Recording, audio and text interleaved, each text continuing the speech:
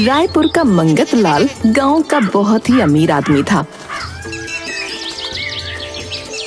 गांव में उसकी राशन की एक दुकान थी, जहां जरूरत का छोटा मोटा सारा सामान आसानी से मिल जाया करता था। एक दिन दुकान पर मंगत लाल अपने नौकर जगन से बोला, देख भाई जगन, मेरी एक बात हमेशा गांठ बात कर रखना। ग्राहक हमारे लिए भगवान के समान होता है, कभी उसकी बेइज्जती नहीं करना। साथ ही ये भी हमेशा याद रखना कि भगवान हमें जरूरत के अनुसार देता है। मालिक, आप क्या कहना चाहते? मैं दूसरे शब्दों में समझाता हूँ। अगर ग्राहक तुमसे पूछता है कि चावल क्या भाव दिए, तो तुम उसे बोलते हो 20 रुपए का 1 किलो। जी मालिक। क्या 1 किलो चावल के बदले ग्राहक कभी तुम्हें 21 रुपए या 25 रुपए देता है? नहीं मालिक, ऐसा तो कभी नहीं होता। और जब चावल का भाव ही 20 रुपए है तो भला ग्राहक हमें ज्यादा पैसे क्यों देगा? बस यही बात याद रखना। अगर ग्राहक हमें 1 रुपया भी ज्यादा नहीं देता तो हमें भी उसे उतना ही देना है जितने के उसने हमें पैसे दिए हैं। एक दाना भी ज्यादा ग्राहक को नहीं देना है, समझे?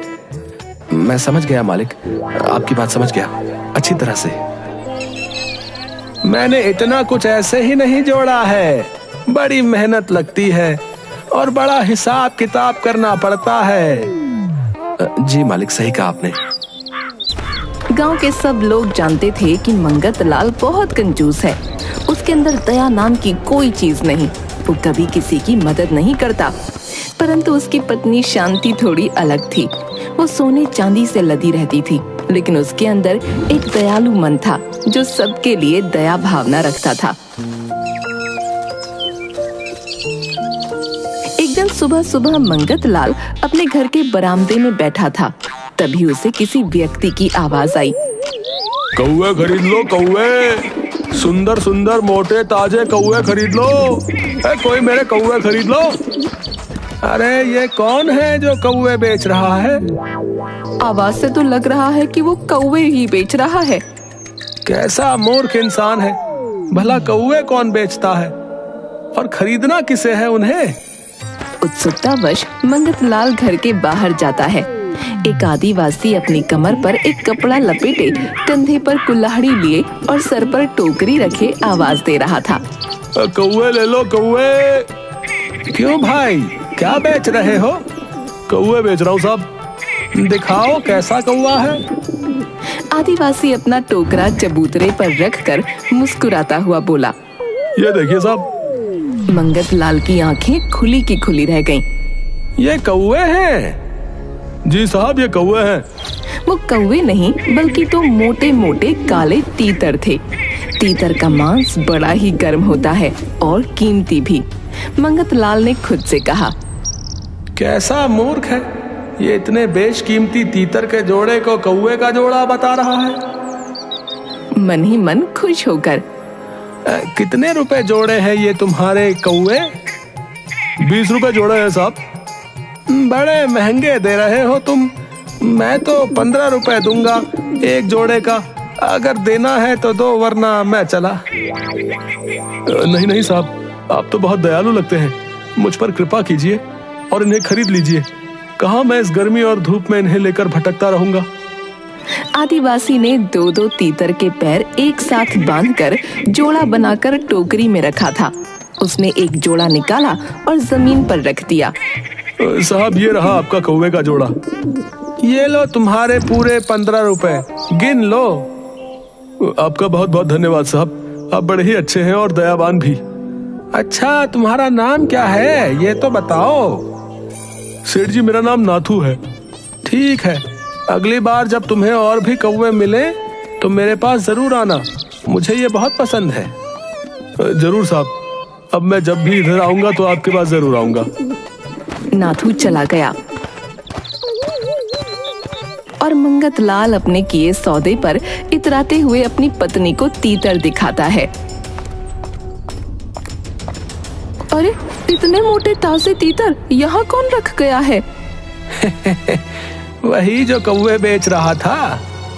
कौवे बेचने वाले के पास तीतर भी थे? हाँ, वो बड़ा ही मूर्ख था। इस कीमती तीतर को कौवे के भाव बेच रहा था। क्या भाव दिया उसने तीतर? 15 रुपए जोड़ा। शांति की आंखें फटी की फटी रह गईं। क्या कहा? 15 रुपए जोड़ा? ये इतने मोटे ताजे तीतर तुम्हें 15 रुपए में मिले हैं? हाँ, वो बड़ा ही मूर्ख था। उसने ये कीमती तीतर 15 रुपए में दे दिए। शांति शाकाहारी थी, इसलिए मंगत लाल ने अपने मित्र को दावत पर बुलाया और बाहर बरामदे में तीतर को बनाकर दोनों दोस्तों ने खा लिया। मंगत लाल बार बार तीतर के भाव को सोचकर खुश हुए जा रहा था। एक हफ्ते बाद ही रोज की तरह मंगत लाल अपने घर के बाहर बरामदे में बैठा था। तभी उसे एक आवाज सुनाई दी। रंगना ले लो, कोई मेरा रंगना ले लो। मंगत लाल ने घर के बाहर देखा, क्योंकि उसे नाथू की आवाज तुरंत पहचान में आ गई। अरे नाथू, इधर आओ। ये रंगना क्या होता है? जरा मैं भी तो देखूं। नाथू मंगत लाल के घर आता है। अपने सर से एक चमकता हुआ घड़ा उतार कर जमीन पर रखता है। यह है मेरा रंगना साहब। मंगत लाल बड़ी बड़ी आंखों से खड़े हुए देख रहा था। वैसे तो घड़ा पुराना था, इस्तेमाल किया हुआ, जगह जगह थोड़े गड्ढे भी थे, पर वो बड़ा ही शानदार और मजबूत दिख रहा था, सोने की तरह चमचमाता हुआ। देखने से तो यह बड़ा कीमती लग रहा है। कम से कम इस बर्तन के 1000 रुपए तो होंगे ही। इसी मूर्ख से पूछता हूँ, क्या बोल रहे थे तुम इसे? साहब, ये रंगना है। मेरी माँ का रंगना बहुत पुराना और मजबूत है। आप इसे हाथ में लेकर एक बार देखिए तो। कितने पैसे लोगे इसके? साहब, 100 रुपए लूंगा मैं इसके। बड़ा महंगा दे रहे हो। मैं 80 रुपए दूंगा, वरना अपने रंगना के लिए दूसरा ग्राहक देख लो। नहीं नहीं साहब, आप नाराज मत होइए। आप बहुत ही अच्छे और दयावान हैं। आप आखिरी बार बताइए कितना देंगे? मैं तो 80 ही रुपए दूंगा, 1 रुपया भी ज्यादा नहीं दूंगा उससे। ठीक है साहब, आप भले आदमी हैं, इसलिए मैं आपसे ज्यादा मोल भाव नहीं करूंगा। ये मेरी माँ का रंगना आपका हुआ और मुझे 80 रुपए दे दीजिए। 80 रुपए निकाल कर गिनता है और नाथू को दे देता है। नाथू खुशी खुशी वहाँ से चला गया। मंगत लाल रंगना लेकर घर के अंदर जाता है और शांति को सारी बात बताता है और खूब हंसता है। बड़ा ही मूर्ख किस्म का आदिवासी है ये है? 1000 रुपए का बर्तन मुझे 80 रुपए में देकर चला गया। सच कह रहे हैं आप, ये बर्तन बहुत ही कीमती है। इस सौदे में तो आपको कौड़ियों के भाव में मोती मिल गए, इसमें कोई कमी नहीं है। जो भी रंगना देखता वो उसकी तारीफ किए बिना नहीं रह पाता। अब तो रोज मंगत लाल अपने बरामदे में बैठा नाथू की राह देखता, बार बार गली की ओर नजर दौड़ाता। रंगना खरीदे अभी 5 दिन ही बीते थे कि नाथू फिर से आता दिखा। लखनौज ले लो, लखनौज। कोई मेरे बेशकीमती लखनौज ले लो। अरे नाथू, क्या लेकर आया है? इधर आ। जी साहब, अभी आया। नाथू मंगत लाल के घर गया और अपनी जगह पर बैठ गया। अरे भाई नाथू, ये लखनौज क्या होता है? जरा हमें भी तो दिखाओ तुम्हारे बेशकीमती लखनौज। बड़े ही कीमती लखनौज है साहब। वो एक छोटी सी पोटली निकालता है और उसे जमीन पर पलट देता है। उसमें से चमकते हुए छोटे बड़े बहुत सारे हीरे निकले। मंगत लाल की आंखें फटी की फटी रह गईं। मंगत लाल का मुंह तो हीरों को देखकर सूखने लगा और वो कुछ बोल ही नहीं पा रहा था। फिर बड़ी हिम्मत करके उसने खुद को संभाला। कितने पैसे हैं इन लखनौज के? 10 लाख साहब, बड़े बेशकीमती लखनौज है ये। ये तो बहुत ज्यादा है नाथू, तुम बहुत ज्यादा पैसे मांग रहे हो।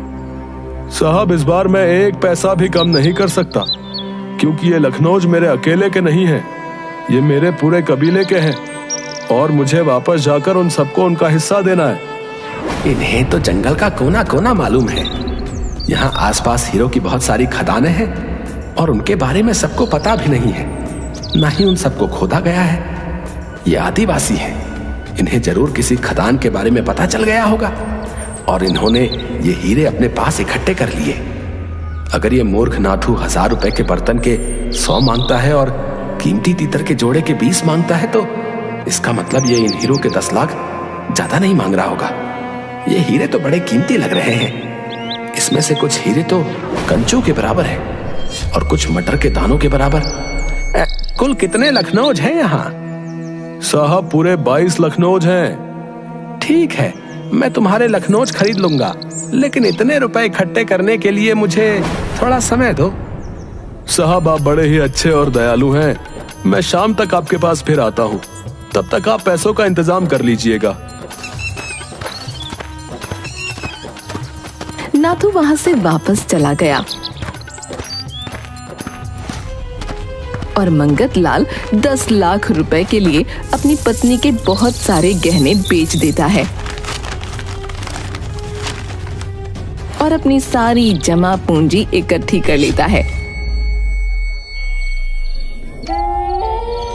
शाम को नाथू आता है और अंधेरे में दीपक की रोशनी में नाथू ने जब हीरे निकाले तो उनकी चमक मानो और बढ़ गई थी। लखनऊज मुझे दो, मुझे इन्हें देखने दो।